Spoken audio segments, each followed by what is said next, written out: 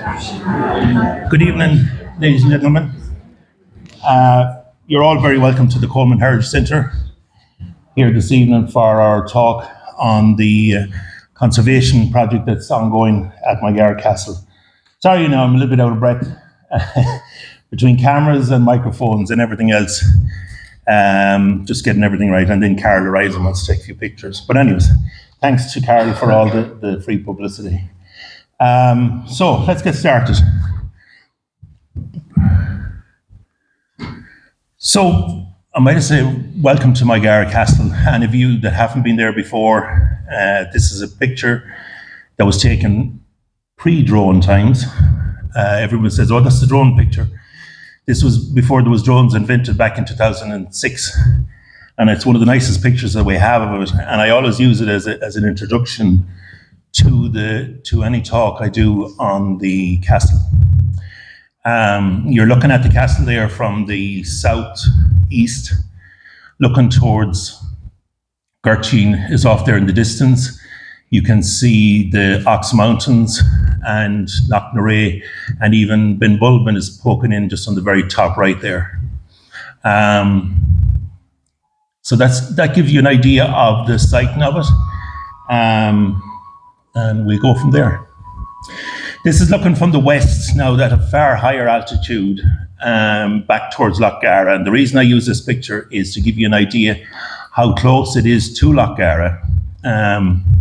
This house here would have been roughly, just there would have been the old lake shore before the lake was drained. So you can imagine how high. This was an island here. This was all an island here. It was a far more substantial lake before the lake was drained.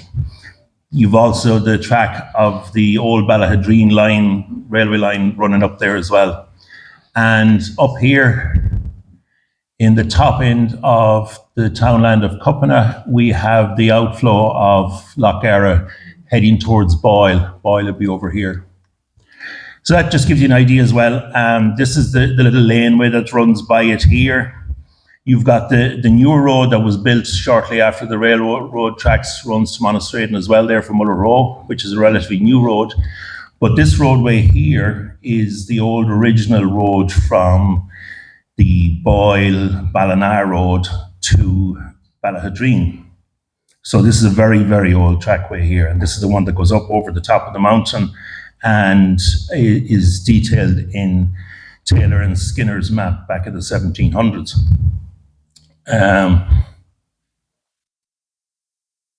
So just to give you a little bit more context of where we are here,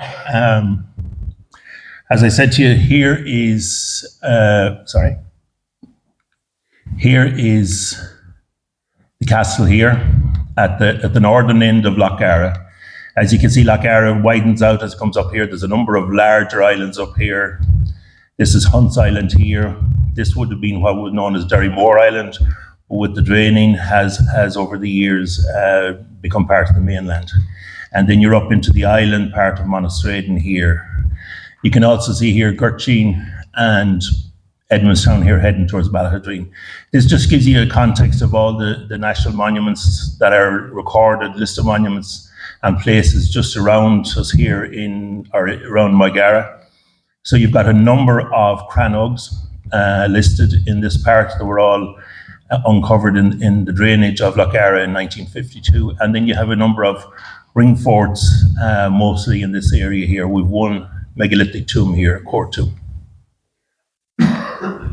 So just going back again, just to get some water here.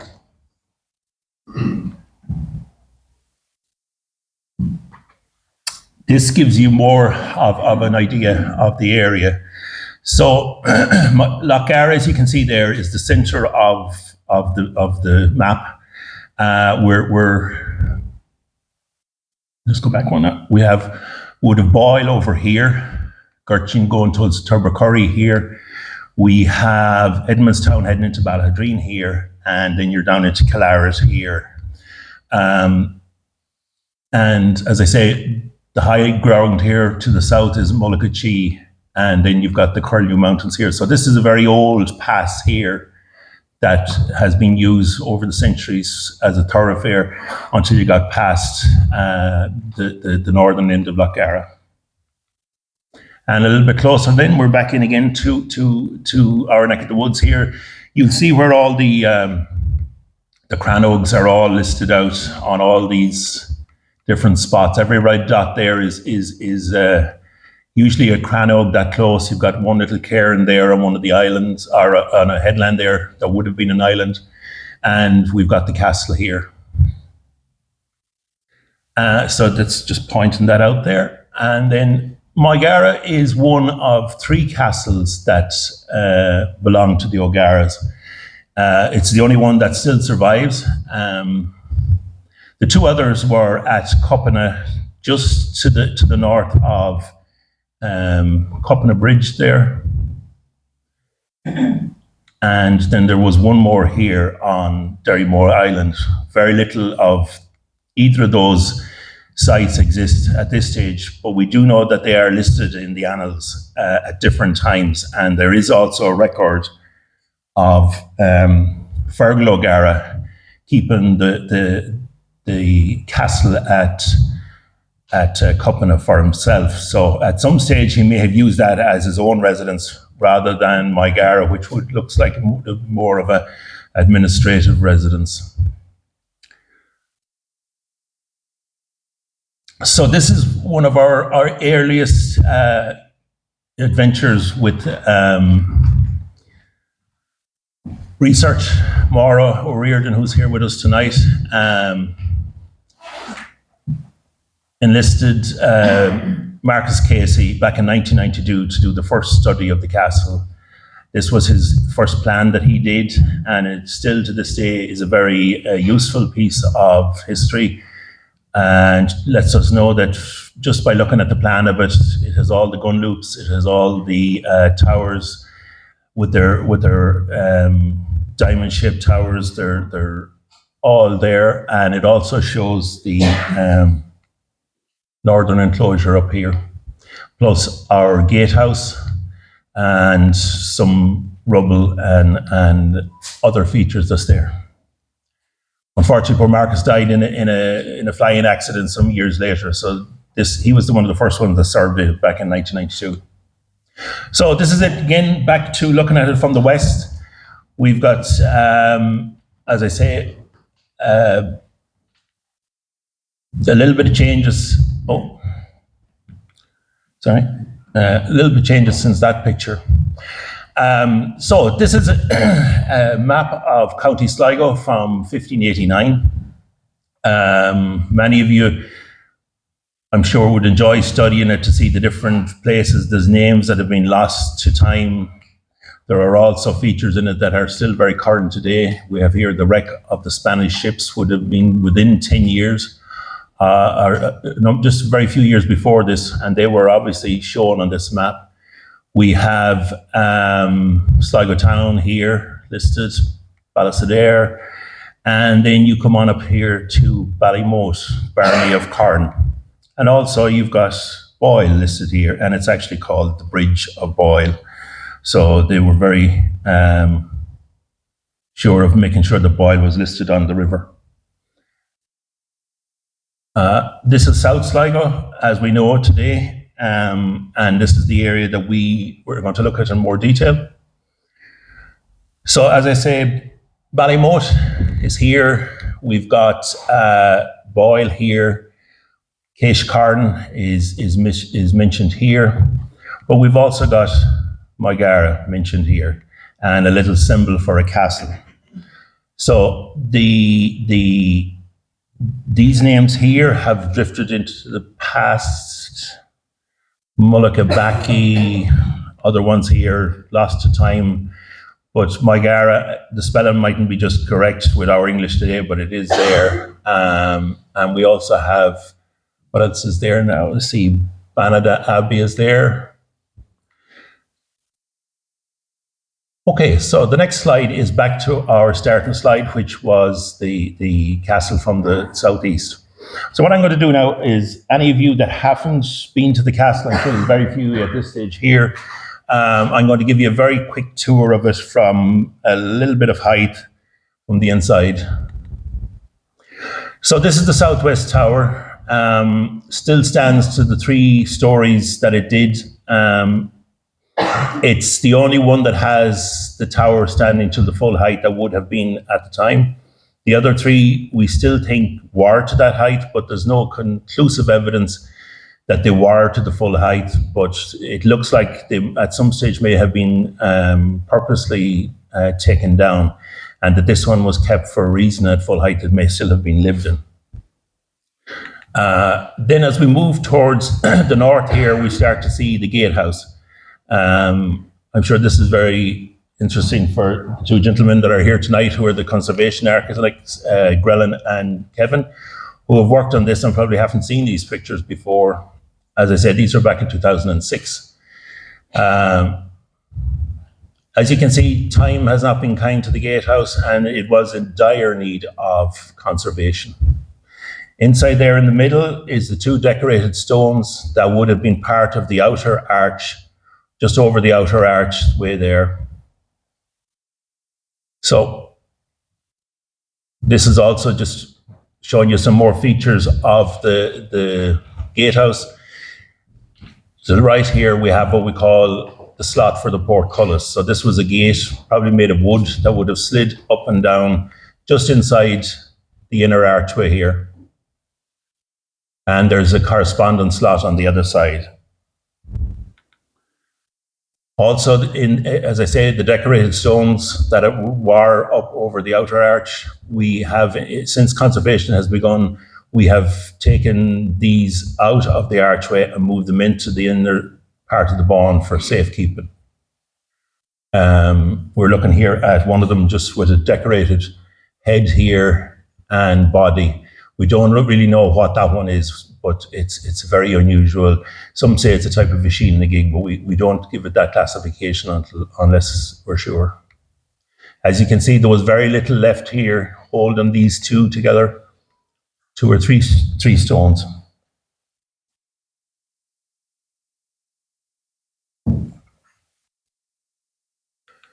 So then we move on to the northwest tower. This one is slightly different to the other 3 in that it has a fireplace in the ground floor that the other 3 don't. The other 3 look like they were just used for storage in the other 3 towers, but this one has a fireplace and was more than likely the kitchen of the complex. So then we move on to the northern platform. In recent years, with the help of excavation from the students at IT Sligo, we have found the structure of a tower house in that. There looks to be later rebutments put around this area here. This is all later, but you can just see there the track of something turning there with the grass, and actually the tower house itself comes out here. So there was a trench put there back in 2017, and we did confirm that there was a tower house there. So moving on, this is just onto the northeast tower. Very little descriptive in that one, other than it's very similar to the one at the other corner. The eastern wall then has a break in it, which we think is later, but there is evidence beginning to start coming out that there may have been a gateway there as well, or maybe an archway. But future conservation works will hopefully, let us know. This last one here is the southeast tower. This is the famous hanging tree that was supposedly used for the O'Garas when they were in bad form with somebody and decided to bring them in and dispatch them. But the problem with that is that that's growing out of a fireplace. So I'd say it was later than when the O'Garas had it, and a lot to do with folklore. This is the main southern wall that has no break in it. It is numerous gun loops in it. Whoever designed this castle was very conscious of defence. There's a huge amount of gun loops, both in the towers and the bawn walls. And there's more just pictures of the gun loops. And that's what one looks inside. And then this is what you see outside. If you were that close to it, you were gone, because they were using a scattergun effect. Once you put the muzzle of a gun out through this here, you can see nothing. You can get no perspective of anybody coming towards you. So you would have been just instructed to fire at some stage, and I rolled them along this wall here. You wouldn't have had much of a chance, because you wouldn't even see the little hole that it's coming out through. So we're back to the southwest tower again, and just pointed out things that Grellan and Kevin will be pointing out later. You can see there the ravages of time. This was a doorway here. There would have been a lintel going across there, and this had all collapsed in previous years. We also have collapse happening on this window here and on these two windows. So just to give you a little short, brief history of the castle itself. The first mention of the castle is in 1538. It's a reference to the annals of Connacht. Manus O'Donnell, who had sacked the town of Sligo, had also taken Moygara and had decided to return via the route back from Boyle towards this side of the Curlews, and decided to stop off and go for three. And little did he think that a shot from the wall of Moygara Castle would lay his son dead at his feet. And that is recorded in the annals. So this is the first actual mention we have of a castle in Moygara.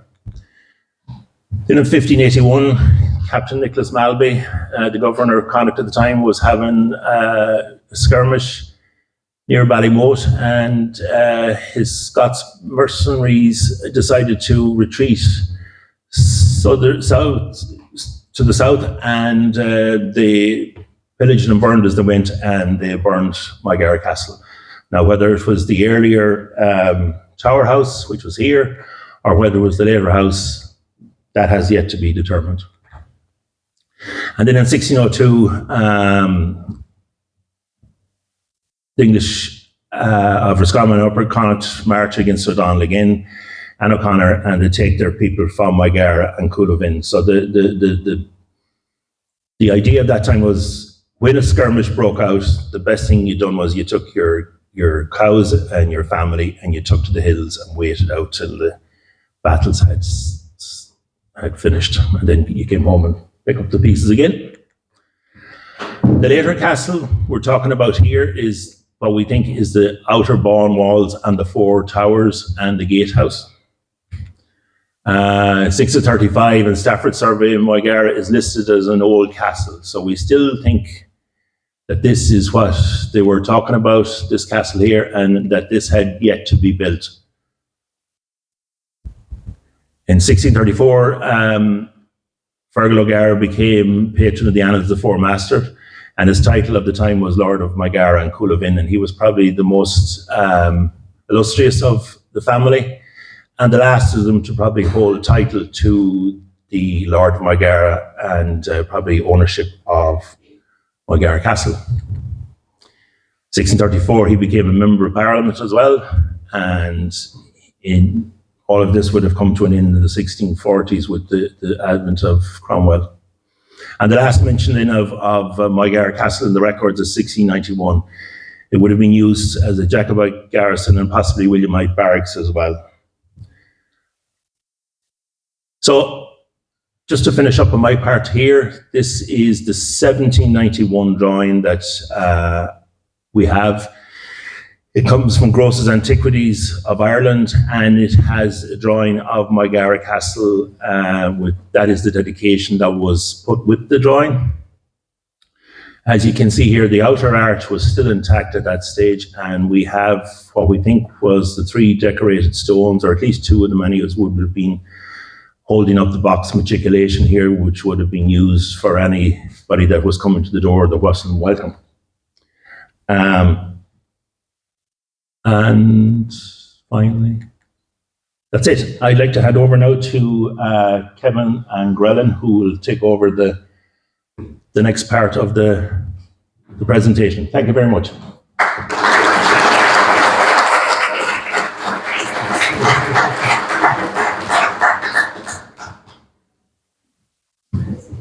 We're not giving away the ship, by the way.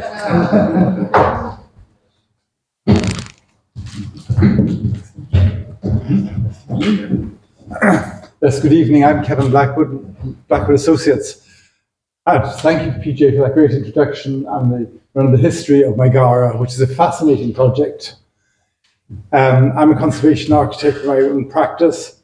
When PJ first approached us to have a look at it, about how do we start this project? And it was against all great odds, and I suppose PJ's determination, together with Kate, that we managed to get funding to start the project and to start conservation works there. In looking at the project as well, I decided we needed a specialist team working on this. So we established a team with David Sweetman, who's the former chief archaeologist of the OPW, and had a great interest in sites of this nature and of this period. Grellan Rourke here, he was a senior conservation architect for the OPW and has a very strong interest in this field, so I thought there'd be no better person to take this on as the project architect on a day-to-day basis. Grellan has worked previously on Skellig Michael, Ross Castle, and many other projects which are well known throughout Ireland, and has headed up ICOMOS Ireland was past president of ICOMOS Ireland and vice president of ICOMOS International. We then have John Kelly. He's the conservation engineer who specializes in medieval buildings as well as other projects, but has a profound knowledge in how these structures come together. And Roseanne Meenan, then she has been assisting David as well on a day-to-day basis with the archaeology. Michael Halpenny from my office has a very profound knowledge in stonework and has been involved advising here and there. And then we have Gabriel Zhang. He's a young architectural graduate who wants to specialize in conservation. So he's been involved very much in doing all the drawing work here that and the recording we've been doing. And then there's the ecologist Barbara McInerney. So that is our team. And I won't say anything more about the project, but I'll hand over to Grellan maybe to start off. Thank you.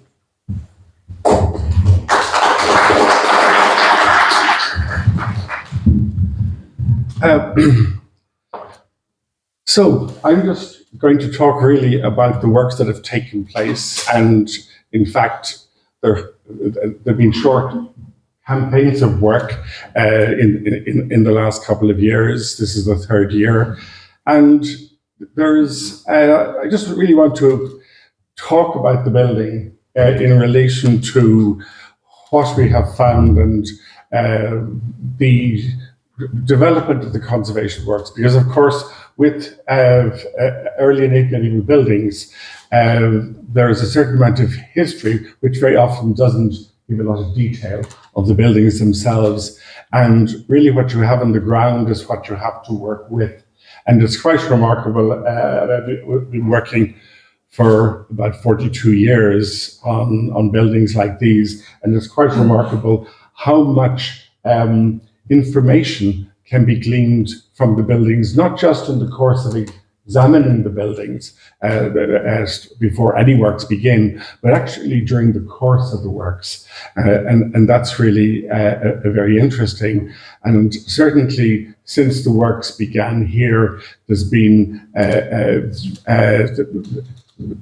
we understand the building a little bit more. And of course, as this goes on, the site will reveal more and more of its secrets. We are quite lucky to have this drawing and have the matriculation over the entrance, and to have the supporting corbels for it, because it's a very important feature. And of course, this has completely collapsed. So this is just the plan of what PJ was talking about. We started with the gatehouse, which ran from the first year into the second year, and then working on the tower. I mean, what was in the approach to this? It was looking at areas of the structure, because this is really quite a complex range of structures. Some of the, particularly the curtain walls, some of them are in pretty good condition. So we really had to identify what parts of the complex were most at risk. And that's been, I suppose, the criteria for putting together projects. So the entrance, which is very, very important, the entrance gatehouse, that really was in a very precarious situation. And that's now been stabilized. However, I will talk a little bit about the guardroom alongside. But the southwest tower was the next, and you see a few quite scary things as we start to work to show. Sorry, just a moment. As we start our work. So the work on that started here, worked around to here, and now we're working around to that side until all four sides are conserved. We've seen that. I just also like to say a couple of words about the masons. Veronica and Tommy have been working on this from the start. Veronica is also a conservator with quite a considerable experience in mortars and really a whole range of things. She's very highly trained. But as a team, they've been very, they're the right sort of people to work on something like this, because they have enormous sensitivity for what actually needs to be done. So we're just going to start with the gatehouse. In the beginning, there was a survey was done before any works were undertaken, and this is the state of the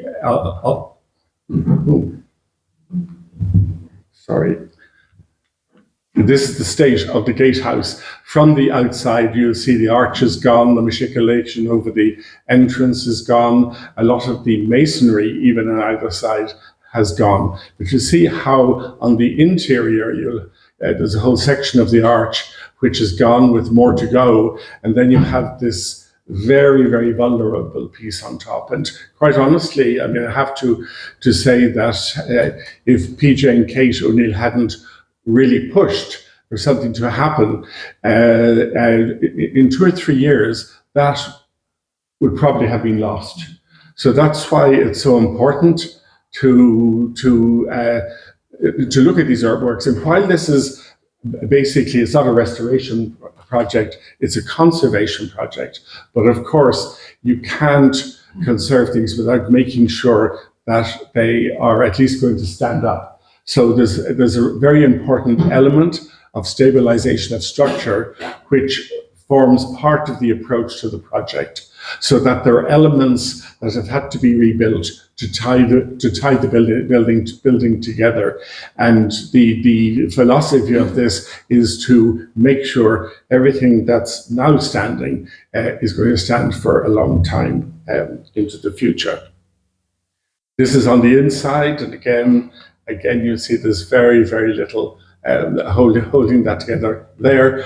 I'll just say a few words as well about the guard room on the side, and also a little bit later on about construction, because in fact the gatehouse is not part of the original curtain wall construction.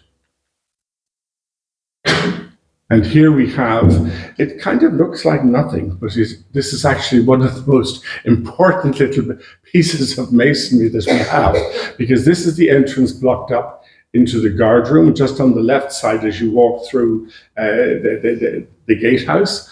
And here you have what looks like a jumble of masonry, but in fact, it's a very flat vault, and that covered the gatehouse. But what's more important is right up at the top here, you have the wall walk, the curtain wall, and of course you had an offset near the top of the curtain wall where the soldiers could walk along, and then you have. In this area here, you actually have, in a red sandstone, you have steps which are stepping down into the upper level the gatehouse. And this is really important because it's showing how the whole system works. So we realized that this piece, if you like, of seemingly not such significance, was in fact one of the most important things that we came across. And the amount of work that can be done each year is limited because of funding. And something like this, you're talking about not just archaeological supervision, but you're talking about archaeological excavation, which is a costly thing with its post-excavation work.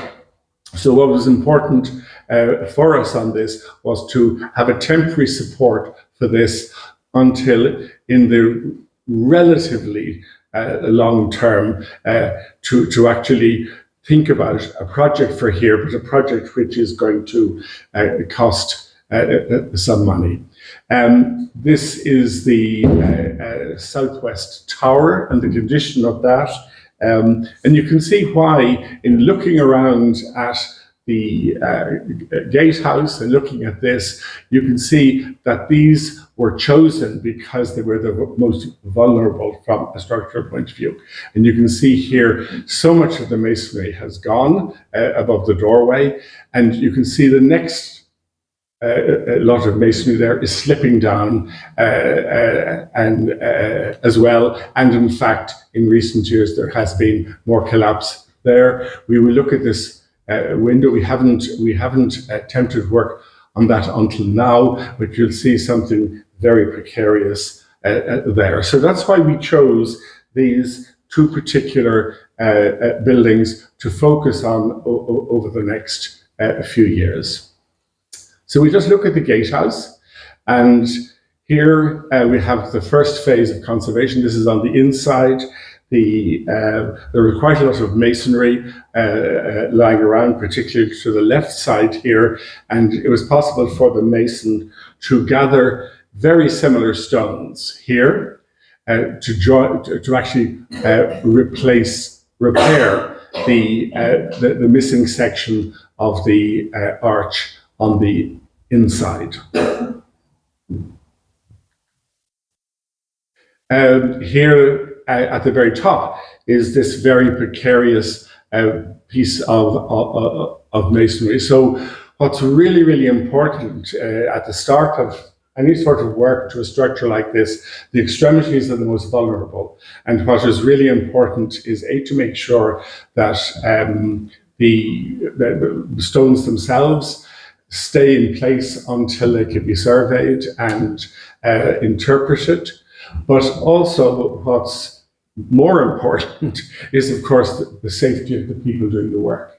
And so on occasion, I'll show you at the top of the battlements on the southwest tower where stones have to be recorded in situ, removed. They're quite small. They can be placed on the scaffolding quite safely. But during the course of the works, there are a few stones that are liable to fall off, and of course, they could end up killing somebody. One of the things, of course, we need to look at, and this is something, an area where Veronica has a lot of expertise, and clearly, it looks like, when you look at the building now, it looks like it's built of dry stone, but of course it wasn't. There's plenty of mortar in the inside, but because it's so exposed, the wind and the rain over the centuries have washed out all of the mortar. And so we need to look at samples of the mortar and reconstitute a suitable mortar. What's interesting is that over the years, all over, and I think really it's quite standard, that people used local materials. And when you break down the mortars and look at the sands and look at the very fine aggregate, you're actually normally you can find that material locally.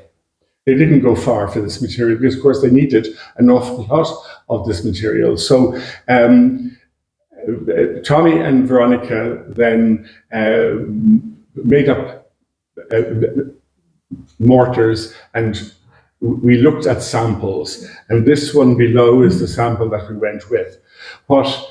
Because of, these mortars are all lime mortars, but lime is quite a bright color, and even if you mix it quite well for a long time, it does darken a little bit. But of course, when probably about 35 years ago, when repairs to these buildings were being done in lime, because previously cement had been used, and mixtures of cement and lime, and people were horrified because the lime was so bright. But in fact, in quite a short number of years, the lime itself darkens. So this if you like, example of mortar here is much darker even now than just as it was finished here. So working with Veronica, we chose a mortar, and it makes sense that when you're building something, you have different people mixing mortars. Mortars are never going to be exactly the same. So if you took 20 samples, as we did years ago in Art Fair, we had a huge number of samples. There's a variation for each period, and that's normal. So the actual mix isn't sacrosanct; it can vary slightly. And the masons originally would have done that. So here we are with the first part of works on the inside, with the repair to the arch here.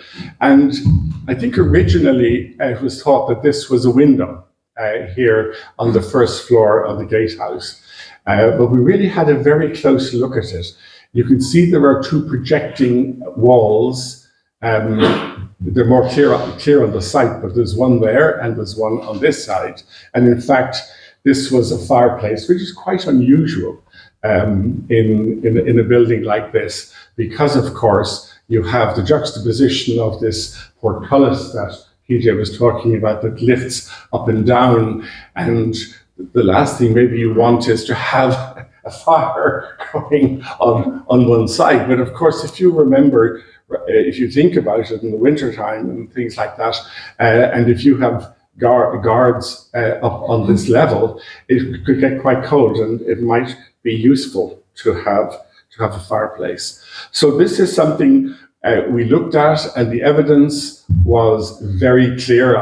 In a slide a little later, I'll show you the top where the actual lintel was, and of course they had to bring these walls This is a good one, yes.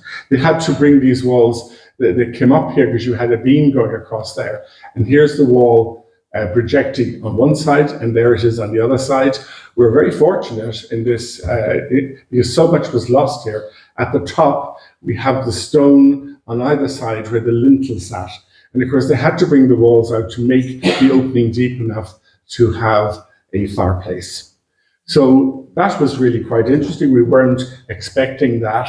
We were expecting something else, but on very close examination, because there's only so much you can do when you're starting off in a project like this. You've photographic evidence, you have some measure drawing in areas where the building is safe to actually do that. But of course, once the building is scaffolded and you're right up beside things, you have all the time in the world to actually look at everything and see how it all fits together. And it's more interesting on the right-hand side as as the works went on. This is probably a difficult slide for you to understand. Behind there where the opening is, that's the passageway through in the gatehouse itself. This is the opening here for the doorway into the guardhouse or the guard room, and this part had to be repaired to provide support. The actual wall there on the other side was right down. So we built up here to give support, and this is a support for this vaulting, which is really important. And, you know, these temporary jobs, you think, well, you know, it's not going to last that long. But realistically, by the time something happens here, it could be 8 years down the road. So you have to make sure that what you're doing is going to be strong enough to last that time. And it's quite complicated. You have a very straightforward structure there, which is bolted together. You can see the bolts. There's a number of these joists running across. And then what you have, of course, is our wedges, because this isn't a nice surface. It's a very uneven surface up above. And the wedges are really important in just making sure it's tight against the timber. But of course, the timber swells and dries. So one of the jobs that the masons have to do is to tighten the wedges when they become loose. Otherwise, they're useless. So it's a constant sort of job. Now, here, a lot of the works are completed. The stones that PJ was talking about, the corbels for the matriculation are on the ground there. One has a protection on it, because this is where everyone goes in and out. And in the second year, we got permission to move these, because of course these were actually put here, and to move them for safekeeping and just allow enough room for access for works. So on the left, you can't see it in this photograph, is the entrance into the guard room, and then up above we have the arch that was reconstructed. You have the chimney, and on the very top across here, that's where you had the lintel for the chimney there. On the corner here, you have a gun loop. And then here we have another feature, which is very, very interesting.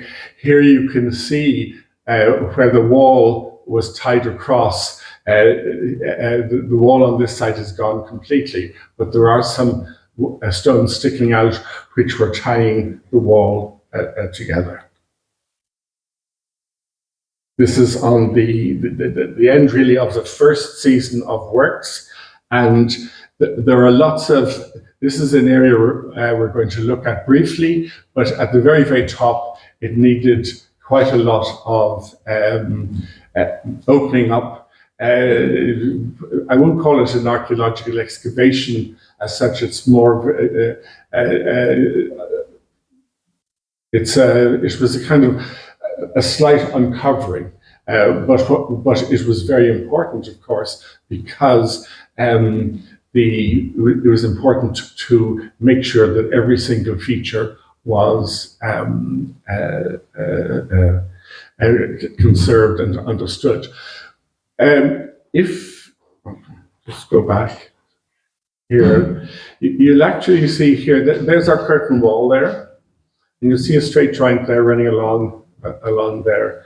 And I'm just going to show you the side of this building,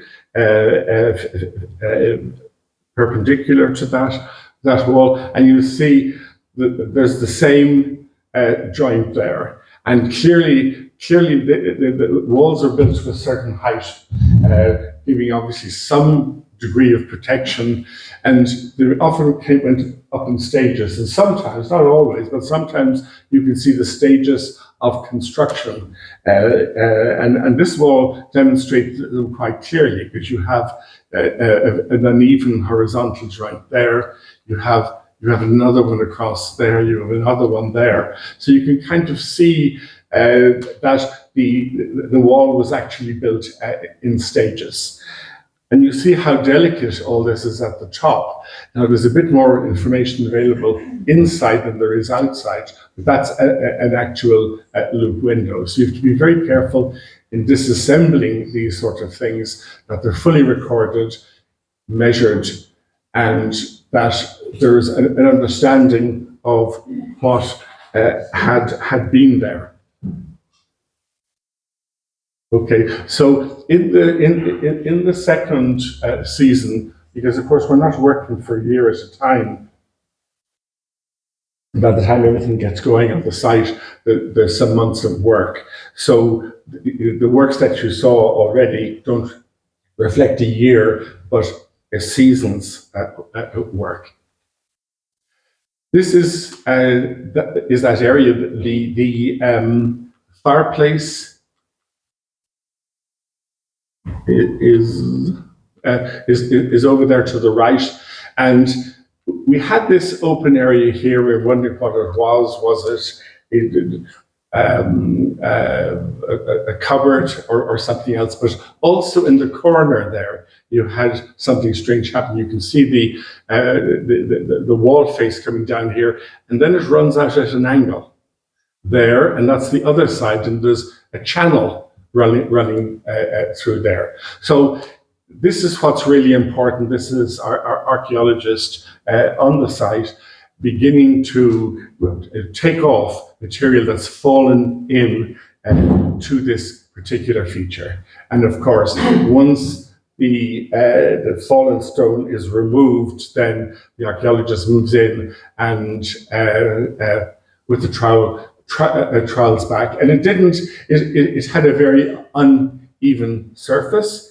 But this is the original surface, and you can actually see here, this is a gun loop, and it runs at a very strange angle. It actually runs into this area here, and we actually have the base of the inner face. So we know there was a back wall there. That is not on the very outside of the building.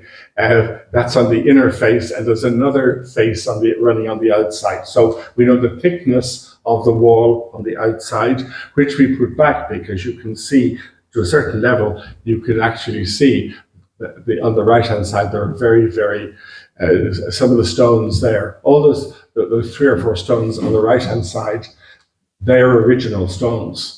So that's why it's very important not to take anything off, to work very, very slowly on something like this to get as much of the feature as possible. Here we have the back wall. You can see the loop on the right-hand side there running through. All of this here is original, and that side was complete right out onto the edge. And of course, we've just stabilized all of this, and then the masonry steps back up to where the fireplace is.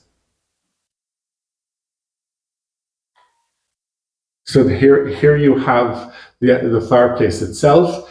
Here you have where the masonry steps back, because you had a lintel running across here, and of course there was a masonry face on top of that there, and that kept the guards warm in this particular location. The gatehouse here is quite a small gatehouse compared to other sites. So these are just showing you some of the actual drawings. There's the entrance in. This is the repaired inner arch. Here we have the slot for the portcullis. Here you have another slot for a beam running across here. Here you have dotted, you can see what's left of the flat vaulting, and then this is our intervention to hold that in place. And of course, there are, even though we've lost the outer doorway, you have the recess in the wall where the bar came across, running across this way to here.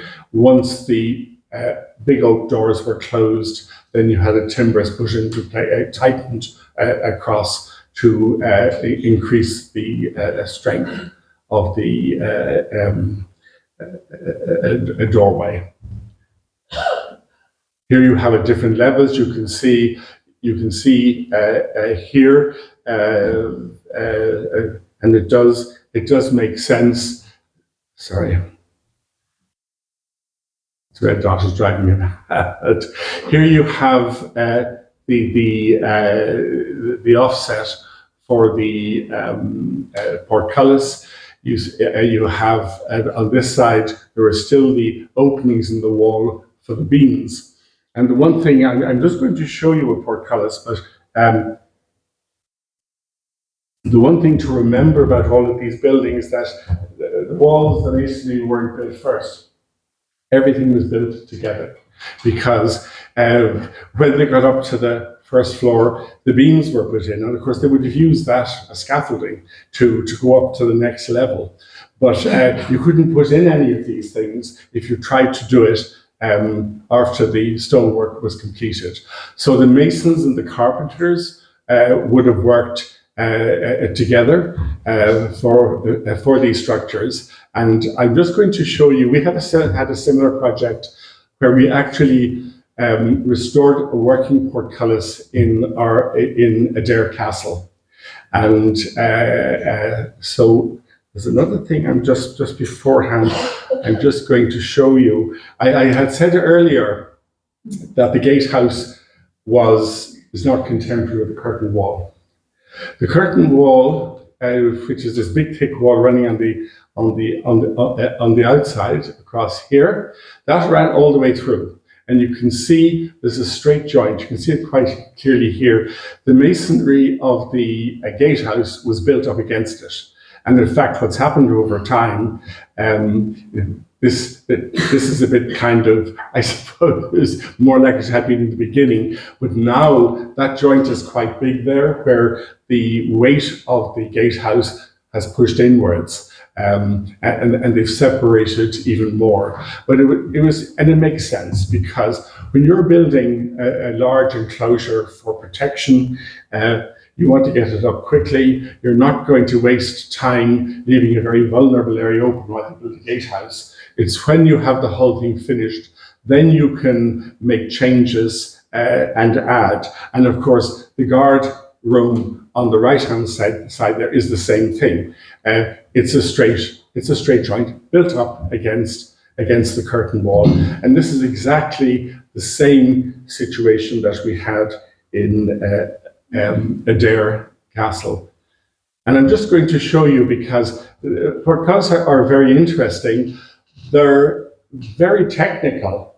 And when we worked on the one in Adair, we worked with an engineer. We made models, and it was very complicated to put it together, because you have to be able to rise the portcullis up enough for somebody on a horse to actually get through.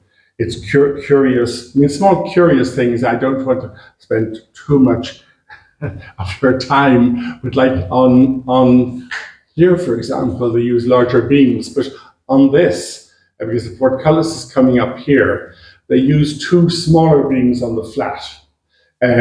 Probably they wanted extra support and weight there, because it's on here that you're actually going to be lifting the portcullis up. So there's going to be tremendous force there. So these buildings didn't happen by accident. Every single part of the building is actually telling you a story. These are drawings that are produced afterwards showing the interventions. The green is the temporary interventions, and the blue is the repair. So this is Adair Castle. This is the gatehouse in Adair Castle. It's somewhat similar to the one in Moygara, except of course the ground floor is the ground level is very high and grandiose. And of course, the whole situation with the tall stone halls in Adair is very, very different. But you had this upper floor which housed the mechanism. You have, if you imagine the curtain wall as it stands, it's missing its top. And the top has two aspects to it. On the outside, it has a wall to protect the soldiers walking along, and it has an offset, which I see there. And you have an offset as you're walking along on the inside, and here in Adair, you're then walking into the first floor where the mechanism is for the portcullis. Now it's exactly the same, but in a much smaller scale in Moygara. And that was this area where it is all happening in a very short space, and you're stepping down. In the dairy, you're walking in through that opening, but in Moygara, you're stepping down into it. But it functions in exactly the same way, and you can see that there's a line that the portcullis is housed in. And of course, the whole thing is built as the gatehouse is being built. We, of course, had the situation where we had to push it in afterwards, so it was a bit more complicated. But we have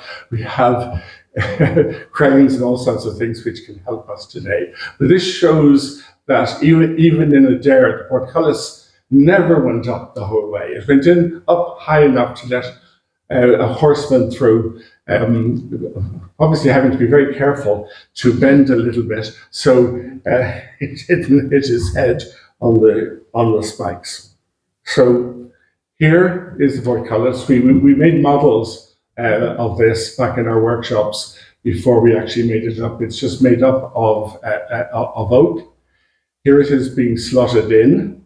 So you can imagine the original, where they're making this on the site as they're building. You didn't have cranes like that. This was quite a complex thing to build. And I think it just kind of shows that the level of expertise and competence that's needed. I mean, clearly Adair Castle is in a very rich area. It had enormous, I suppose, money available to do all sorts of things. But it's interesting that, in principle, the same things are happening in Moygara itself. And this is the roller to roll up the chains to bring the portcullis up and to actually let it down. And this is a working portcullis. And that's our engineer, since deceased, who we worked with. But you can see there's very little room on the inside. So you need this sort of series of pulleys to actually get the portcullis to come right up into the roof space to allow passage beneath. So this is what it looks like. And it's raised at its highest here and would drop down. So it just gives you an idea of the type of thing which was happening in Moygara, because all we have are the bones, the stone.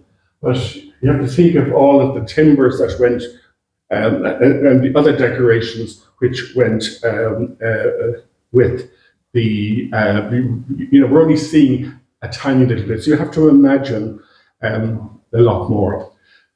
So we're going to look just at the southwest tower, the northeast corner, where works have started. Let's see this, yeah. So over there on the left-hand side is that opening. On the ground floor here, which of course you couldn't have openings except tiny little loops, that's fairly solid. So this is effectively the first floor plan, which has windows, which have really some wonderful fireplaces. This was perhaps one of the most important structures for habitation in Moygara. So here you have this corner, this near corner here with the big high opening and running back. That's where we started, and we're working our way around in an anti-clockwise direction. You can actually see here you have the curtain wall running up to the gatehouse. Then you can see the stepped masonry, because they had to step it out to make it wider to allow for a walkway along here. And in fact, if you look carefully around this area where it abuts the stone wall, you can see the original profile of how the curtain wall went in and the height of the battlement protection on the outside, which is quite interesting. It's quite unusual in a building which has been in this condition for so long to actually have as much as the battlements. I mean, those battlements are almost completed. It disintegrates more as you go around, and there's a very fine chimney with 2 flues in there. Here you have the area we started with. This gives you an idea of the collapse, because here you have the top of your opening is here, and all that masonry has fallen. And you can see that, given another 20 years, you'd probably get a lot of that going as well. And then the whole wall is unraveling. You can just see on the inside, you can see the flue for this floor, the fireplace for the main floor. The floor level is about there. The biggest fireplace and flue are here. Then you can see the other flue going up behind. You can see it at the top there for the first floor fireplace. And just to say, I mean, it's important to realize that this has been here for a long time. It's been being weathered for a long time, but in fact, looking at that masonry, that is just such wonderful masonry. The masons haven't just picked up any stone to use it. They've worked with stones. You can see how incredibly well it's been put together. And if you were just to point that, you'd have a perfectly smooth wall. Now, that says an awful lot for the abilities of the experienced masons in the stone that they chose for constructions like this, and the incredible fine finish that they actually got on it. So in many ways, Moygara is a high status place. It's got the highest quality is there expressing itself in the stonework and in the structures. Now, here we have this unraveled piece that I was talking about, where everything is fallen out.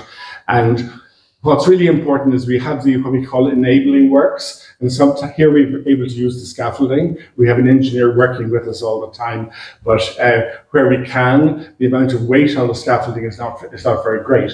But this is temporary to hold everything else while we get in the lintels, which were here. And we have the evidence on either side for the lintels. There was an interesting way that they built the top of window and door openings. On the exterior, they had a flat stone lintel with the masonry above. But on the inside then, they had a series of timber lintels, probably oak lintels. And above that on the inside there, they had a flat relieving arch, which again, they knew a lot about structure, and they obviously used something which worked. And you can see remnants of this in many, many of the openings in the other structures as well. So here, this is a temporary thing. Here on the inside, so the doorway was there. On the inside, you had this curving bit here, but this is actually a housing here. It's a straight line here of masonry. There was a timber placed here going back over towards the fireplace side. And what's really interesting about, there was a lot of growth here. You wouldn't have seen this, but you could begin to put together the timber structure on each floor and begin to work out, well, there wasn't the stone stairs, it was the wooden stairs, but where, there's not many places it could be. So the building is giving you little bits of information all of the time and in putting it together. So this is actually a very, very typical. We've used treated larch because, of course, originally when this was built, the oak beams were on the inside, it was covered up. This is open to the elements. So it's really important to use a timber which is going to last a long time because it's all exposed. So this is a typical structure. On the outside, you had a stone lintel. which we had to buy in. That was long and strong enough. Then you had the main beam supporting that lintel, and then you had a series of 3 or 4 lintels on the inside. And of course, this was perhaps one of the most important chambers in Moygara. And of course, you would have had a recessed doorway. So the frame for the door was probably back in here. And this is the exterior with the new masonry put back, and here you have the original masonry that was still holding, and this is how much of the masonry that collapsed after the original lintel cracked, broke, and fell. Here, this is on the inside. On all of the timber lintels on the inside, you have this kind of series of flat, kind of fairly flat voussoirs, like an arch, but a flat arch, which is helping to spread the load of the wall above on the lintel itself. And here is this beam, which is at this running from this side over to the far wall. On the exterior, because of the exposure, you're actually not getting virtually any mortar left facing. But on the inside, there is. And it's very, very important then to conserve this and not to take any of it out in the repointing. So, for example, that's all original there. That's all original there. And this is an area on the inside, on the left wall here, which actually is not so exposed. And you can see very, very clearly how they finished off them. The mortar went over the stones because, of course, they put plaster on the inside. We're seeing just the bare walls, but it was very, very different before. Now we're talking about, this is above that door opening. You can see the condition of the battlements, and of course the huge amount of growth. Look at this, the huge amount of growth on the inside, and the ivy, a lot of that ivy has grown not from the bottom up, but it's grown from areas within the wall all the way up with the roots going into the wall. So this is a very, very tricky thing to deal with.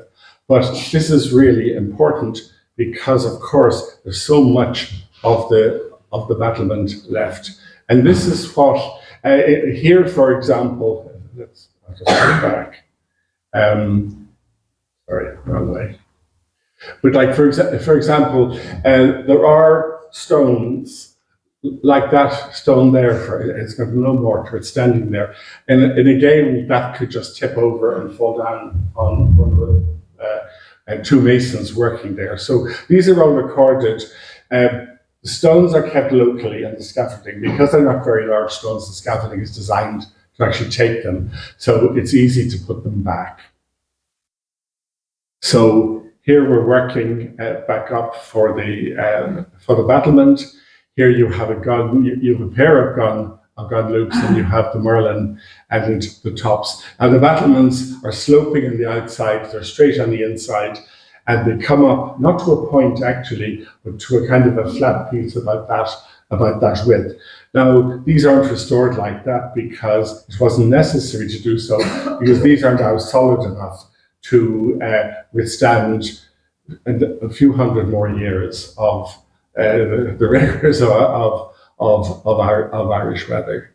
So here is the work completed. That corner, the scaffolding is covering sadly the lintels there, and going back then to the a little more than halfway along the wall on that side, and the works then this summer will continue around in this anti-clockwise direction. And we're coming to quite complicated, or well, challenging, I should say, some challenging issues.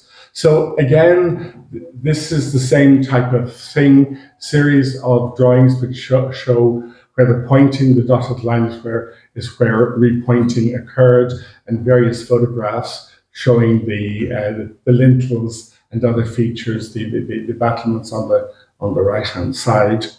And so you can actually see here how the curtain wall comes in, but in fact, if you look very carefully here on the markings on the wall, you'll actually see where the external wall of the curtain wall came up here, and then you had the battlement, and then you had a walkway on the inside for the soldiers or whatever to circumnavigate, which was quite a considerable run all the way around the walls of the four curtain walls. So I'm going to finish up by just showing you what challenges we have this current season. Very important things. I have a closer photograph of that, but this is actually a window. It's lost the top. It has an amazing gargoyle there, throwing the water off the battlement. Now, there's only one stone holding that up. PJ remembers there's a timber going across here. There was some timbers there to help support it.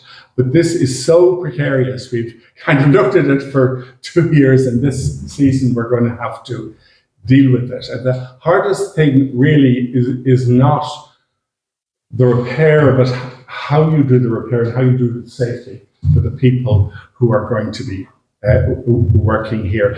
And it's kind of interesting and something that has a very medieval approach. Everybody has to work together. So the engineer just doesn't design something and say this is how we're going to do. Work very closely with ourselves and with the masons, because they're the ones who are going to have to do it, and they have to feel comfortable and safe in doing it. You can see actually how oh, sorry.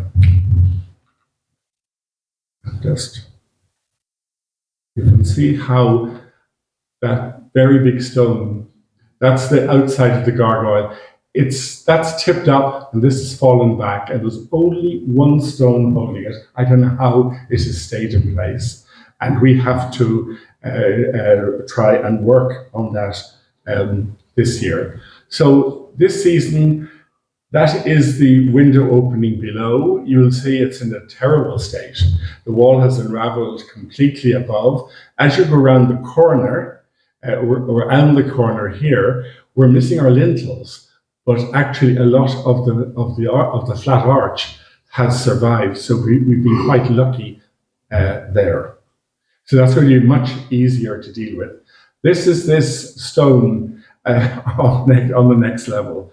So again, as the building, I think it's being scaffolded around now, but there'll be a lot of site discussion on this, on how we make it safe for people to work here beforehand. In the end, when it's put back into position, it has to be rotated back. The piece on the outside there falls down slightly, and the bit on the back moves right up, so it slopes out at an angle to take the water off the roof and the battlement itself. So lots of challenges, very interesting, but you will still see, even though there's been a lot of masonry lost, there is very good quality masonry, very tightly put together there on the right-hand side of that. This is the fireplace. Okay, the inner wall to the rooms has collapsed, but the sides and the back and part of the front of the flue is still there. And you can see, things like that may not be there in the years, and that's about to fall off. Then it will take this one. That's about to fall off. So that's the reason really we have to intervene in buildings like this, to actually preserve them for another few hundred years. Here you can see, this is quite instructive, this window at the top, you can see the flat arch. It's lost its lintels beneath. The lintel was housed in here. It's lost its lintels beneath. It's somehow held for the most part. It's dropped slightly, and it's lost one key stone. So again, it's at the point of unraveling. But this is very interesting. You know, looking at that lintels, the stone lintel on the outside, it looks like the pressure of the wall has caused it to crack. And that's not the case. Because in fact, what happened on this site is, whereas there's wonderful stones for masonry, there were very few long flat stones. And how they built it originally to make use of what they had, but bearing in mind that they didn't have what they really wanted, which was a lintel going across the whole way. They put in one lintel and they put in two lintels here, but the lintels are cantilevered and meet in the middle, and that's original. So it shows how innovative they actually were when they couldn't find stones long enough. That was how they did it. So again, the building is being very instructive to us, just even in looking at it. And I'm sure when we actually go to work on that particular part, we will even find out more information. As we round the corner, that window we were looking at with the split lintels is actually here. But this wall is a wall that everybody loves because it's very simple and straightforward. It's structurally very sound. It's as sound as the day it was built. It's very small little problems. Some of the coins there are falling out. Once these are conserved, the two openings, and it's pointed, that will last many hundreds of years. So it's small little areas like this. Here the coins are beginning to fall out. Here they've fallen out. And it's to stop that and to preserve the building for the future. You have a fantastic chimney in place. Again, the piece is missing there, but you have the string course there at the top, and then you have a sloping masonry going back, and you've two flues in that, and you actually have almost the full top of the masonry on the battlements, which is quite remarkable. So once we get by that terrible falling stone around the corner and the area below it, we have two openings which are relatively straightforward to work on. So these are drawings then to show sorry, just let me get this again. Yeah, so the curtain wall runs in there. Our big opening we repaired here was around the corner. These are the two openings we're going to be working on this year. And then around the corner, you can see it's virtually all just pointing and particular repairs to those two windows, and a small amount of repairs to the loop at the very bottom. And this is the inside. It's a little more complex on the inside than it is on the outside because there were sloping embrasures, so the openings were bigger. So I just wanted to give you a kind of an idea of, I mean, it's the tip of the iceberg. We only began working 2 seasons ago. 2 seasons of works have been completed. We're starting our 3rd season. But the amount of information which is actually coming out is remarkable. And our understanding of the building is quite, you can understand the sophistication that there was, the expertise that there was, and of course, like the thing with the lintels, a little bit of lateral painting where they didn't have materials, to hand, and maybe it wasn't safe enough to walk 20 miles and get the ones you wanted. So they used what they had. So I think it's very interesting information which is going to come out of these works, and goodness knows how much information there'll be in another 20 years' time when a lot more conservation works have been done with stabilization. So thank you very much.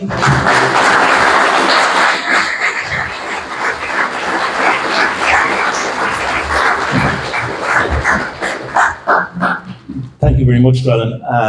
I think you'll all agree that that has been a very worthwhile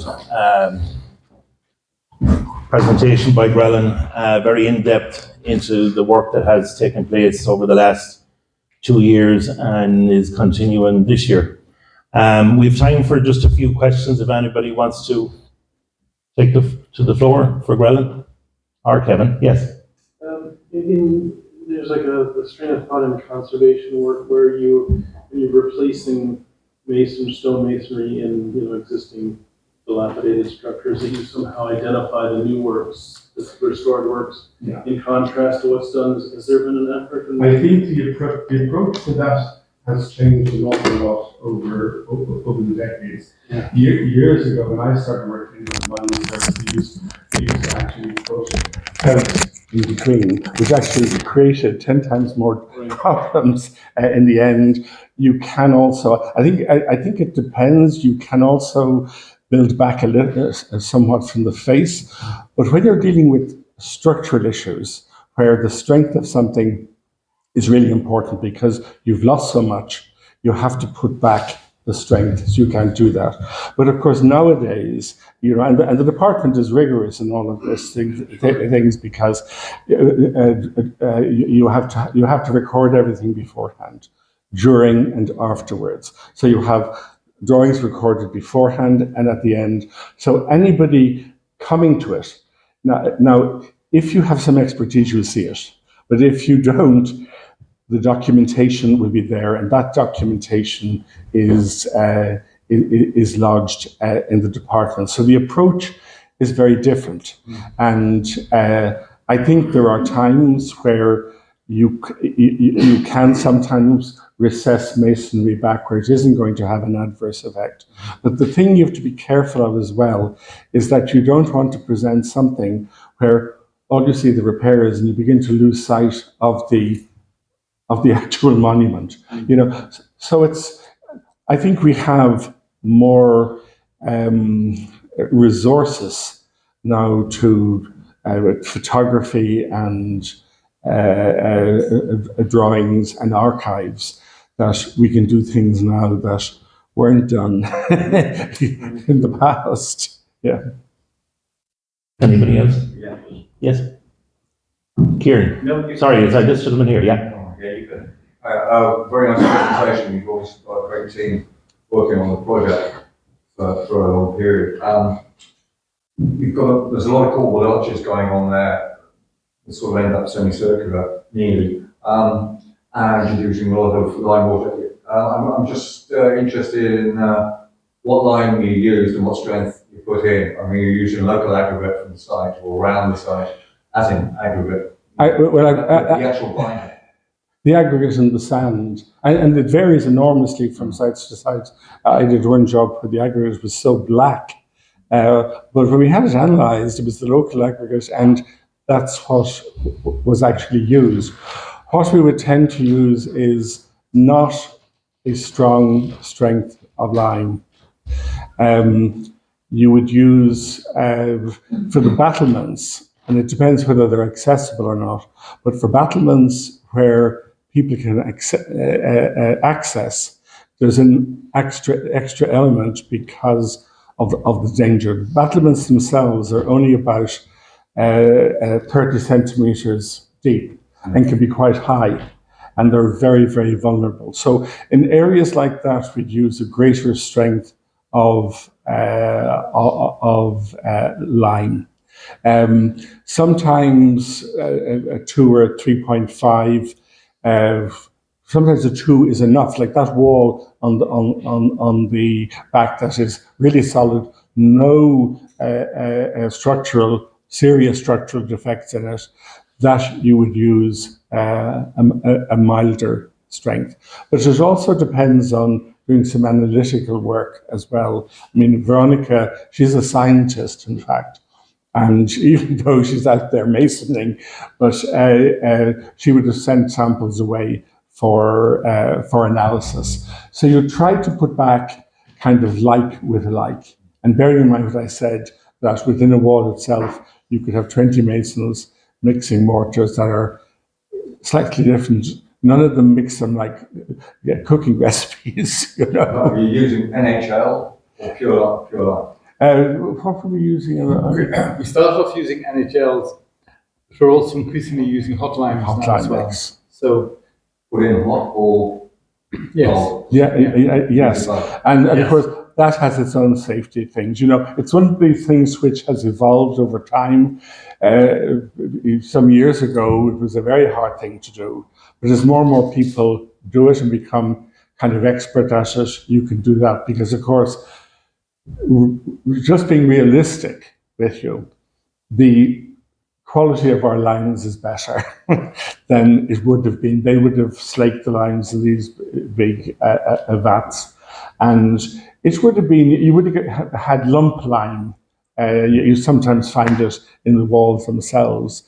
We haven't quite got to the stage of doing it in that way, but I'm sure in the future there will be some projects done like that. Until people feel confident, being, I suppose, trying as much as possible to work in the way that they did then. So it's actually, it's a journey. We've come a long way, but we still have some way to go. Thank you. Kieran. Yeah, thanks, Grellan. That was great. Do you think the portcullis would have been iron sheeted? That's number one. And the second question is, was there an external render to the tower and even the curtain wall and the other towers? Okay, I don't know, Kieran, about whether it was sheet in metal. We looked at examples in England and in France when we were doing the one in Adair. It is quite possible that they actually were. I think that would be quite a reasonable thing. When you look carefully over the years working on buildings and finding areas on the exterior, the interior is easy. On the exterior, finding areas, and you can find them where you do have original material on the surface, not just pointing to the face of the stone, but you can see the pointing beginning to become render. And I think most of these buildings were rendered. Yeah. So the whole then appearance of the building would have been different in a way to what we. That's right.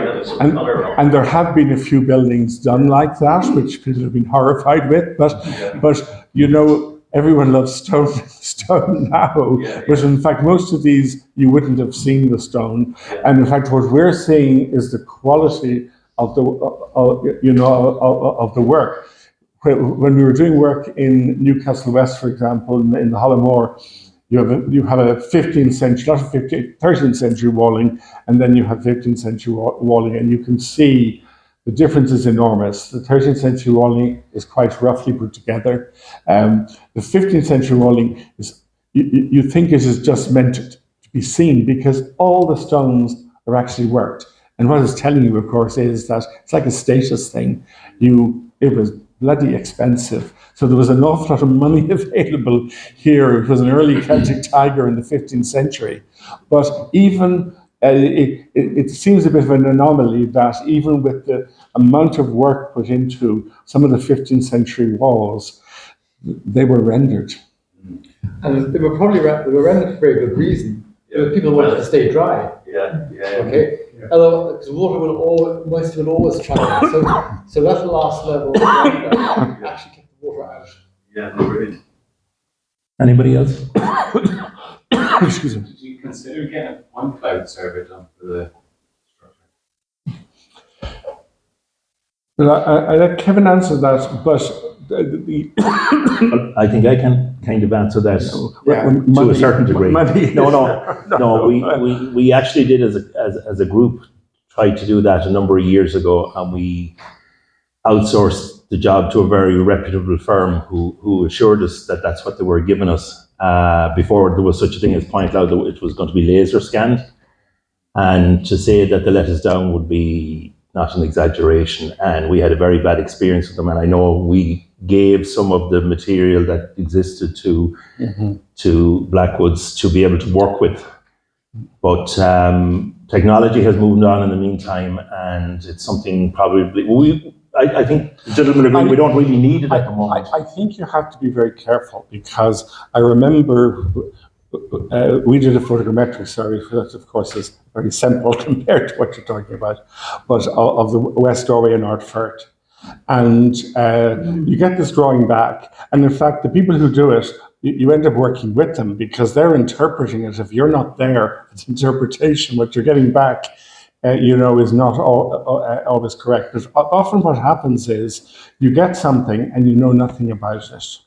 And if you actually sit in front of a Romanesque door and draw it, measure the stones and draw it, you understand much more about how that was put together at the end of the day. So part of the process, now that would have been very meticulous, but part of the process here is the survey is also part of getting, it might seem crude in some ways, but it's getting to know the building intimately, which is actually really, really important. And then you have that extra layer I said, once you start working on it and you open up things, you see an awful lot more. The one thing, certainly from the work we did in Adair Castle, the tops of the walls were full of trees. Well, taking those out little bit by little bit was very, very, very difficult, but it allowed us to find features that would have been lost if you'd taken two stones too much, So, I mean, there are projects where point cloud is really, really important. There's been very interesting works done, but for something like this, with the amount of funding that's available and things like that, you're kind of working within not only the expertise that you have, but the constraints of time and the constraints of finances. I mean, our experience as well, the model surveying is interpretation. Collecting data is easy, that's fairly straightforward, but it's interpretation of that data, that's where the skills required.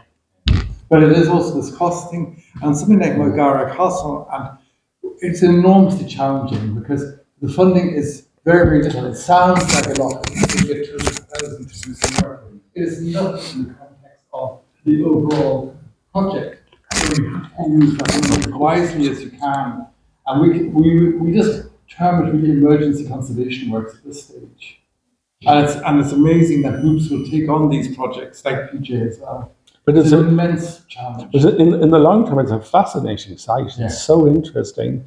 And it's great that something has come locally and that it's been supported by the local authority and by the department. When funding is tight, there's too many things to do. There's too many works to do. But it's great something has started. It'll be slow. But in the long term, at the very beginning, the first day you look at it, you think, my God, this is going to take 100 years to do. But in fact, when you're concentrating on small areas and get those done, you're building up bit by bit. And, in 20 years' time, there'll be a considerable amount done there to protect that site for the future. A lot more knowledge about it as well, which will be, I think, really, really important. But even at a simple level, you look at this, when we started, it wasn't really safe to go through the gatehouse. We have that now, we can go through it. So it is interesting that, particularly after 2 seasons of work, going to the third one, you can actually see what's been achieved. And that's very encouraging, I think, as well. Okay, I think we'll wrap it up there. I just want to say a few thank yous, first of all, obviously to Kevin and Grellan for their presentation here this evening. I think it has been very instructive in the works that are going on at the moment and over the last 2 years and over the next couple of years, hopefully. It's going to take time and it's going to take a lot of effort, but we are making the right steps in the right direction. I want to thank you all for coming here this evening and supporting us for our Heritage Week event. We have our Heritage Officer, Siobhan Ryan, here with us this evening, and thank you, Siobhan, for coming and this continued support of the County Council. And also to my two able assistants here, who without them I couldn't have got this off the ground this evening. It was a little bit of the swan before the beginning here. cam on top and paddling furiously underneath. We have to deal with the likes of cameras now and microphones and audio visuals and things like that. So it's all a learning curve for us as well. But as I say, each year we'll add more to the picture of Moygara Castle, and hopefully before too long now we should be having the launch of our long-awaited publication on all the history of it. It is in the printers at the moment, and hopefully by the time the summer is over and coming on into the autumn, we should have another date for you here to launch the book. Thank you to Kieran O'Connor, obviously, for editing it. And with that, I'd just like to say thank you to the Coleman Heritage, as always, a great partner with us here, and for their use of their facilities. Anyone else I've forgotten? No? Thank you very much.